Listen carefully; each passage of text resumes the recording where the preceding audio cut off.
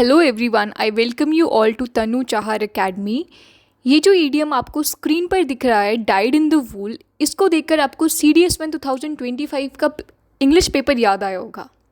हमें पता है कि idioms are super important for our exam क्योंकि about 10 questions come directly from them. But जो लिस्ट है ईडियम्स एंड फ्रेजेस की वो बहुत लंबी है एंड उसको मेमोराइज कर पाना इज़ नेक्स्ट टू इम्पॉसिबल। तो क्या इस प्रॉब्लम का कोई सोल्यूशन भी है? बिल्कुल है, and I am here to help you. Solution जानने से पहले हम लोग थोड़ा सा प्रॉब्लम को समझ लेते हैं।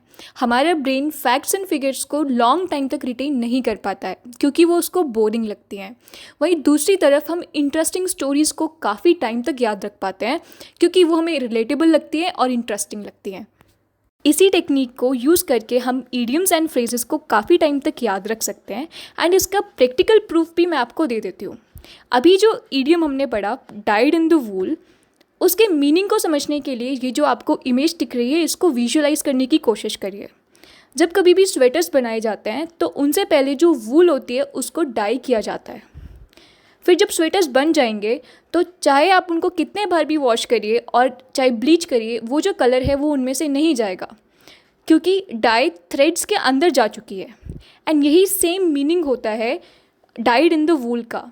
ये रिप्रेजेंट करता है या फिर ये बताता है किसी पर्सन की वो ट्रेट या फिर बिलीफ को जो कि बहुत स्ट्रॉन्ग है और वो उनका परमानेंट पार्ट बन चुका है, जैसे कि RCB के died in the wool supporters. And for you all I have compiled this video जिसमें है इंपॉर्टेंट ईडियम्स जो कि मैंने रेंडमली चूज़ नहीं किए हैं बल्कि बेस्ड हैं PYQs पर from CDS and other exams. So now sit back and relax क्योंकि ईडियम्स को याद कराना is my responsibility and your work is to follow me on Instagram क्योंकि मैं वहाँ पर पोस्ट करूँगी practice modules and flash cards जिनकी हेल्प से आप इन ईडियम्स को रिवाइज कर सकते हो। Our first idiom is a station time saves 9। इसको समझने के लिए इमेजिन कीजिए जो आपका फेवरेट जीन्स है वो किसी वजह से फट जाता है। पहले जो टेयर है वो बहुत स्मॉल है एंड यू थिंक कि I will fix it later, but you keep on wearing it and soon that small tear becomes a huge hole। और जब आप उसको स्टिच करने की या फिर फिक्स करने की सोचते हो तो अब उसमें काफ़ी सारे स्टिचेस यूज़ होंगे, जबकि जब आप उसको बिगनिंग में ही स्टिच कर देते तो उसमें एक ही स्टिच यूज़ होता। तो यही मतलब है इस ईडियम का कि fixing a small problem now will prevent a much bigger problem later. Now let's use this idiom in a sentence. Don't delay your revisions. A station time saves 9. Our next idiom is someone's ears are burning. इसको आप relate कर सकते हैं हिचकियों के साथ। जब भी कभी हमें हिचकी आती है तो दादी या फिर हमारे घर में कोई बोलता है कि मे बी तुम्हें कोई याद कर रहा है। Yes, it's a superstition. तो सेम इस इडियम का भी मतलब है कि जब कभी भी आप फील करते हो कि आपके ears are getting hot and they are turning red, तो इसका मतलब है कि मे बी कोई आपको याद कर रहा है या फिर आपके बारे में कोई बात कर रहा है जब आप वहाँ पर नहीं हो। So it means when you believe someone is talking about you especially in your absence. So now let's use this in a sentence. My ears are burning, my best friend must be talking about me. Next idiom is straight and narrow. इसको समझने के लिए आप imagine कीजिए एक ऐसा road जो कि स्ट्रेट भी है एंड नैरो है। क्योंकि वो नैरो है तो उस पर चलना थोड़ा सा मुश्किल होगा, बट वो आपको सही डेस्टिनेशन तक पहुंचाएगा। वहीं दूसरी तरफ एक रास्ता है जो वाइड है, एस्थेटिक है, उस पर चलना भी इजी है बट उसमें बहुत सारी डिस्ट्रैक्शंस हैं। तो जब कभी भी हम बोलते हैं या फिर जब कभी भी नैरो एंड स्ट्रेट की बात होती है तो they are talking about the hard but the honest way of living. So this idiom means the correct, honest और morally good way of living. और इसको हम एग्जाम्पल सेंटेंस में कैसे यूज़ कर सकते हैं? He chose to walk the straight and narrow path after his troubles. Next idiom is world is your oyster. अब सबसे पहले हम सेंटेंस से स्टार्ट करते हैं। तो सेंटेंस है after finishing his degree the world was his oyster. अब इसको आप समझिए क्योंकि ये जो इडियम है वो लिया गया है शेक्सपियर के एक प्ले से। तो ऑयस्टर एक शेलफिश होती है जिसके अंदर पर्ल होता है एंड उस पर्ल को निकालने के लिए we have to open the oyster. Same goes for this idiom क्योंकि यहाँ पर वर्ल्ड को ही ऑयस्टर बोला गया है। तो अगर आपके पास ऑयस्टर है तो you have the opportunity to do anything. So this is the meaning of this idiom, that is You have the opportunity to do anything you want. Our next idiom is let sleeping dogs lie. ये बहुत easy and relatable है. आप imagine कीजिए किसी के पास pet dog है और वो सो रहा है और उसी टाइम उसका ओनर जो है वो काम कर रहा है, तो ओनर अवॉइड करता है कि वो उसको ना जगाए, क्योंकि अगर एक बार जगा दिया तो it will cause trouble. Same thing हमें इस ईडियम से पता लगती है कि अगर जो हमारी पास्ट की डिफ़िकल्टीज़ हैं या फिर आर्ग्यूमेंट्स हैं, हम उनको प्रेजेंट में लाएंगे तो they also will cause trouble. Now let's use this idiom in a sentence. And sentence is, I know he was rude last night, but it's best to let sleeping dogs lie. Our next idiom is rising to the occasion. इसको हम normally use करते हैं जब कोई difficult situations में बहुत अच्छा perform करता है. जैसे कि कोई एक टीम है जो कि मैच हारने वाली है, बट उसमें एक यंग बैट्समैन की एंट्री होती है, उसकी बैटिंग चांस आती है एंड वो सिक्स मारना स्टार्ट करता है. वो 2-3 सिक्स मारता है, उसके बाद फोर्स भी मारता है एंड देन फाइनली उनकी टीम जो है वो अच्छा परफॉर्म कर जाती है. तो एट दैट टाइम जो वो यंग बैट्समैन था, he has risen to the occasion. So यही इसका मीनिंग होता है कि कोई डिफ़िकल्ट सिचुएशन में एक स्पेशल वे में परफॉर्म करे. एंड इसका एग्जाम्पल सेंटेंस हम लोग यहाँ पर देख सकते हैं. She rose to the occasion and gave a brilliant presentation. Next idiom is prime the pump. इसको आप रिलेट कर सकते हो, वो जो पुराने ज़माने में हैंड पम्प्स यूज़ होते थे, तो जब अगर उनमें पहले पानी नहीं आता था तो पहले ऊपर से पानी डाला जाता था, मतलब हम उनको प्राइम कर रहे हैं. सो देन अगर हम उनको चलाएंगे तो ईजिली पानी आ जाता था. तो same thing is for this idiom. इसमें इसकी मीनिंग होता है कि to do something, to start something else. मतलब हम कुछ चीज़ को इनिशिएट कर रहे हैं एंड उससे दूसरी चीज़ इनिशिएट हो जाएगी. और इसको हम एग्जाम्पल सेंटेंस में कैसे यूज़ करेंगे? The government decided to prime the pump by investing in new project. Now comes the most interesting idiom, जो कि पर्सनली मुझे भी बहुत इंटरेस्टिंग लगा क्योंकि ये बेस्ड है एक पुरानी स्टोरी पर. तो पहले जो ग्रीस एंड रोम जैसी कंट्रीज़ थी, वहाँ पर लोगों ने नोटिस किया कि जब भी ये जो डॉग स्टार है, जो कि कॉन्स्टलेशन है, जब वो सन के साथ में आता है तो साल में सबसे गर्म दिन होते हैं. तो उनको लगा कि ये जो डॉग स्टार है यही रिस्पॉन्सिबल है साल में गर्मी के लिए. तो उसी के बाद में डॉग डेज़ यानी साल में सबसे गर्म दिन. तो इसका रियल लाइफ डॉग से कोई मतलब नहीं है, बट कॉन्स्टलेशन से मतलब है, जिसका नाम डॉग स्टार होता है. सो इसको हम सेंटेंस में ऐसे यूज़ कर सकते हैं, I am not doing any work during the dog days of summer, क्योंकि उस टाइम बहुत गर्मी होती है. Next is cupboard love, which means fake love. So this idiom comes from a time when the word cupboard was also used for a pantry or a place where food was kept. So to understand this, think about a pet cat. It only comes and rubs against you when it wants something or it wants food. So its love is not real. It's just to get food or something from the cupboard. This idiom relates to that kind of love or affection that is given to get something in return. So we can use it in a sentence too. His love for his boss was just cupboard love because he might want something from his boss in return. Next is get the jitters, and ये mostly सबके साथ होता है. And जब कभी भी हम कोई बड़ा एग्ज़ाम देने जाते हैं या फिर कोई हमारा बड़ा इवेंट है तो we feel nervous and anxious. So this feeling of getting anxious and getting nervous is expressed in idiom as getting jitters. Like, I always get jitters before a big exam.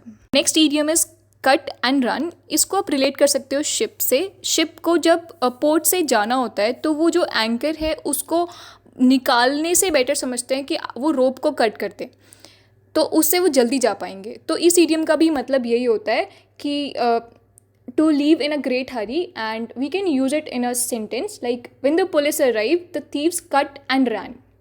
तो our next idiom is like a shag on a rock. shag यहाँ पर एक bird है जो कि commonly Scotland के coast पर मिलती है एंड उसको देखा गया है कि वो रॉक्स पर अकेले बैठी रहती है. तो इसको हम लोग रिलेट करते हैं to describe a person who is completely alone और अ लिटिल सैड और in a difficult situation. Like after his friends left, he felt like a shag on a rock. So he felt sad or alone. Next sentence is a stiff-necked person. तो stiff का मतलब होता है जो elastic नहीं है या फिर जो बेंड नहीं हो सकता है. Just like a stubborn person, जो कि अनबेंडिंग है, जो बहुत ज़्यादा ज़िद्दी है.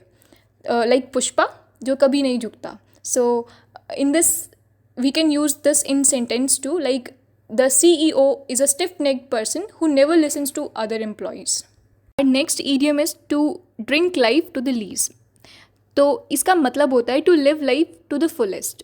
आप इमेजिन कीजिए कि आप एक ग्लास में लेमनेड पी रहे हैं एंड आपको वो लेमनेड बहुत ज़्यादा टेस्टी लगा, तो आप वो ग्लास तो ख़त्म करेंगे ही, साथ में जो कुछ बॉटम में जो ड्रॉप्स बच जाती हैं वो भी आप ख़त्म करने की कोशिश करेंगे. तो आप पूरा का पूरा glass you are enjoying that and you are enjoying even the drops left in the bottom. So this is the meaning of this idiom and इसको हम सेंटेंस में यूज़ कर सकते हैं. After retiring he decided to drink life to the lees and travel the world. Our next idiom is setting Thames on fire. तो Thames river है London में and अगर कोई आदमी आपके सामने उसको जलाने की कोशिश कर रहा है and that too with a match stick, तो ये तो इम्पॉसिबल है एंड एब्सर्ड एक्शन भी है एंड उसके लिए may be extra ordinary and remarkable हो सकता है, बट क्योंकि हम लोग देख रहे हैं तो हमारे लिए एब्सर्ड है. सो this is the meaning of this idiom. इसको हम ताने देने के लिए ज़्यादा यूज़ करते हैं टू डू समथिंग रिमार्केबल और एक्स्ट्रा ऑर्डिनरी. सो हमको इसको अगर सेंटेंस में यूज़ करना है तो he promised a great presentation but it didn't set the Thames on fire. Comes another idiom with a story. तो यहाँ पर जो ये इसके ओरिजिन है इस idiom की, वो मलेशिया से हुई है. मलेशिया में पहले एक राजा थे जिनके पास एक वाइट एलिफेंट था. वो जो वाइट एलिफेंट था, क्योंकि उसको यूज़ में नहीं लेते थे, कोई किसी यूज़ में नहीं था, वो बस उसका खाने का खर्चा एंड उसको मेंटेन करने का खर्चा बहुत ज़्यादा था. तो जब भी कभी राजा को लगता था कि वो किसी इंसान को डिसलाइक करता है तो वो गिफ्ट में उसे वो एलिफेंट दे देता था एंड उसके लिए भी जो उसको ले रहा है उसके लिए भी वो अगेन एक बर्डन बन जाता था. तो इसका मतलब होता है वाइट एलिफेंट का कि हमारे पास कोई ऐसी चीज़ है जो कि कॉस्टली है बट यूज़लेस है. इसको हम यूज़ कर सकते हैं सेंटेंस में, that old factory is a white elephant for the city. Our next idiom is tooth and nail. इसको तब यूज़ करते हैं जब कोई अपनी सारी एनर्जी एंड स्ट्रेंथ को यूज़ कर लेता है ड्यूरिंग अ फाइट. तो जैसे अगर कोई मदर टाइगर देखती है कि उसके कब्स पर कोई दूसरा टाइगर हमला कर रहा है तो she will use all of her energy to save them. तो यही इसका मतलब है and we can use it in a sentence like this: the team fought tooth and nail to win the championship. Our next idiom is for a song. तो इसके लिए आप समझिए कि आप एक म्यूज़िकल इंस्ट्रूमेंट स्टोर में गए हैं, वहाँ पर आपको एक ब्यूटीफुल सी वॉयलिन दिखती है एंड आपको इसकी रियल वैल्यू पता है, बट जो ओनर है शॉप का उसको उसकी वैल्यू नहीं पता है. वो आपको उसको कैसे भी देने के लिए तैयार है. आपने बोला कि okay let me sing a song for you and उसने बोला कि ठीक है आपने बहुत अच्छा गाया तो मैंने आपको ये दे दिया. मतलब रियलिटी में ऐसा नहीं हुआ कि you are singing song for him, but इसका मतलब होता है कि कोई भी चीज़ कितनी चीपली बेची गई है या फिर कितनी चीपली ख़रीदी गई है कि इट्स लुकिंग लाइक कि बस आपने एक गाना गाया एंड आपको फ्री में मिल गई. सो इसका मतलब यही है टू बाय और सेल समथिंग वेरी चीपली. हम इसको सेंटेंस में यूज़ कर सकते हैं: I got this amazing jacket for a song during the sale. मतलब हमने काफ़ी ईजीली बारगेन करके एंड काफ़ी चीपली उसको ख़रीद लिया. Next idiom is very easy: sum and substance. ये आपने सुना होगा जब हम कुछ भी चीज़ समराइज़ करते हैं तो we usually say the sum and substance of this is. तो जब कभी भी किसी भी चीज़ को, कोई बड़ा पैराग्राफ है, कोई बड़ी मीटिंग है या फिर कुछ भी है जिसको हम समराइज़ करना चाहते हैं, सो हम ये idiom यूज़ करते हैं. हम मेनली उसका क्रक्स प्रेजेंट करते हैं या फिर उनके इम्पॉर्टेंट पार्ट्स प्रेजेंट करते हैं. तो इसको हम लोग कैसे यूज़ करेंगे: the sum and substance of meeting was to increase sales by 10%. Our next idiom is to make good the loss. इसका मतलब होता है first you made any mistake, फिर आपने उस मिस्टेक को फिक्स कर दिया थ्रू योर एक्शन. तो एंड में वो आपकी जो मिस्टेक थी वो हाइड हो चुकी है. इसको आप समझ सकते हो कि if you are playing in a cricket team and पहले आपने कैच मिस कर दिया तो आप बहुत नर्वस फील कर रहे हो and you are feeling like आपने एक मिस्टेक की है. बट दूसरी आपकी जब टर्न आती है बैटिंग की तो आपने जो अपना मिस्टेक था उसको रीपे कर दिया. आपने बहुत सारे सिक्सेस स्कोर किए एंड अच्छा स्कोर किया नेक्स्ट मैच में. तो आपकी जो मिस्टेक थी वो बैलेंस हो चुकी है. इसी को बोलते हैं to make good the loss. And इसको हम सेंटेंस में कैसे यूज़ कर सकते हैं: the company promise to make good the loss to its customers. Our next idiom is to doctor the accounts. अब डॉक्टर्स का रोल क्या होता है, they look after our health. और अगर इमेजिन कीजिए कि कोई एक मैनेजर है, उनकी जो कंपनी है वो लॉस में जा रही है, बट जो मैनेजर है क्योंकि वो उनकी मिस्टेक से हुआ है, तो वो नहीं दिखाना चाहता है अपने बॉस को कि उनकी कंपनी लॉस में है, तो वो रात में चुपचाप से जो उनके फाइनेंशियल डेटा है उसको ऑल्टर कर देता है एंड उसको थोड़ा हेल्दियर दिखाता है, जबकि वो असलियत में ऐसा है नहीं। तो इसको बोलते हैं to doctor the accounts when you try to change financial records in a dishonest way. So इसको हम सेंटेंस में यूज़ कर सकते हैं, the accountant was arrested for doctoring the accounts. Our next idiom is taking one at one's words.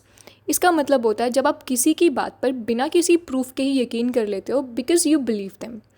For example, आपने किसी को कोई पैसे दिए एंड उन्होंने कहा था कि आपको वो रिटर्न कर देंगे, तो आपने उनसे कुछ कोलेट्रल नहीं मांगा या फिर आपने कुछ पूछा नहीं कि आपने वो कब देंगे, but you just gave money क्योंकि आपको पता है कि ही विल रिटर्न। तो ये इस इडियम का मतलब होता है कि when you are believing someone blindly. And इसको हम सेंटेंस में यूज़ कर सकते हैं, I took him at his words that he would finish the project on time. Now comes the easiest idiom for today's class, which is down in the mouth, क्योंकि आप इसको इसके वर्ड से ही guess कर सकते हो कि इसका मतलब क्या होगा।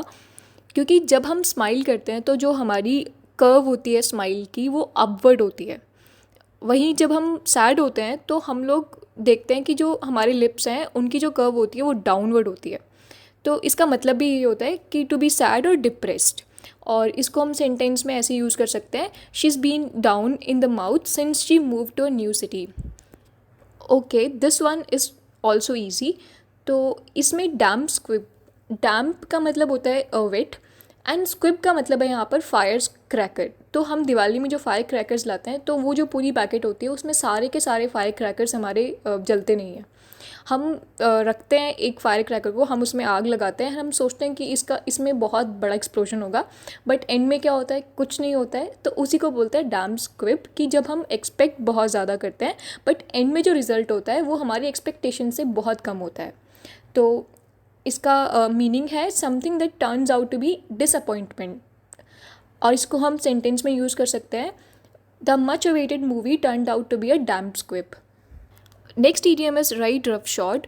अब इसको भी आप वर्ड से ही समझ सकते हो। कोई एक हॉर्स राइडर है जो कि बहुत रफली राइड कर रहा है, वो जो बीच में कोई भी गार्डन आ रहा है, फिर बीच में कोई भी फील्ड आ रही है, वो उसको नहीं देख रहा है, वो केयरलेसली कहीं पे भी मूव कर रहा है। तो इसका मतलब भी ये होता है कि when you are acting without respecting others and you are not respecting others feelings. So हम इसको सेंटेंस में कैसे यूज़ कर सकते हैं, the CEO rode roughshod over his employees concerns. Now our next idiom is gave up the ghost. अब ghost क्या होते हैं, वो स्पिरिट्स होती हैं जो हमारी बॉडी से निकल जाती हैं जब हम मर जाते हैं। तो इसका इडियम का मतलब भी यही है, टू डाई और स्टॉप वर्किंग। जब कभी भी कोई मशीन, हम मॉडर्न टाइम्स में इसको कैसे यूज़ करते हैं कि जब कभी भी कोई मशीन बहुत पुरानी हो जाती है या फिर वो काम करना बंद कर देती है, तो तब उस कॉन्टेक्स्ट में हम इस इडियम को यूज़ करते हैं। जैसे कि my old phone finally gave up the ghost after 5 years। Now comes the next idiom, send him to Coventry. तो कोवेंट्री एक टाउन था जहाँ पर ब्रिटिश सोल्जर्स को लोग पसंद नहीं करते थे। तो अगर किसी ब्रिटिश सोल्जर को वहाँ पर भेजा जा रहा है तो इसका मतलब वो उसके लिए पनिशमेंट है।